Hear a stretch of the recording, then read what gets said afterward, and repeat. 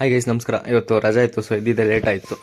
ಇದಾದ್ಮೇಲೆ ನಮ್ಮ ಕಾರ್ತಿಕಣ್ಣ ಫೋನ್ ಮಾಡಿದ್ರು, ಬರೋಷ್ಟಿದ್ದಾರ ಆಟೋ ತಗೋರ ಅಂದ್ಬಿಟ್ಟು. ಸರಿ ಅಂದ್ಬಿಟ್ಟು ನಾನು ಸ್ವಲ್ಪ ಗಂಟೆಲ್ಲ ಹೊಡ್ಕೊಂಡು ರೆಡಿ ಆದೆ.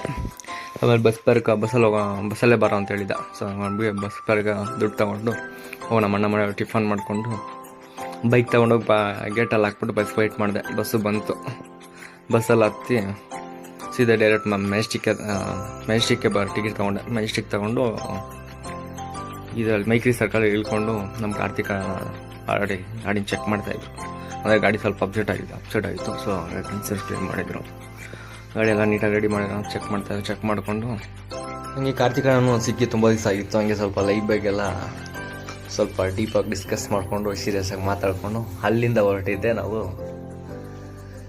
CNG ಕಡೆ ಆಗಿತ್ತು. CNG ಹಾಕಕ್ಕೆ CNG ಬಂಕ್ ಬಂದರೆ ಅಲ್ಲಿ ನೋಡಿದ್ರೆ ಸುಮಾರು ಗಾಡಿಗಳು ನಿಂತಿತ್ತು. ಸುಮಾರು ಅರ್ಧ ಗಂಟೆ ವೆಯ್ಟ್ ಮಾಡಿದ್ವಿ. ಕಷ್ಟ ಬಿದ್ದು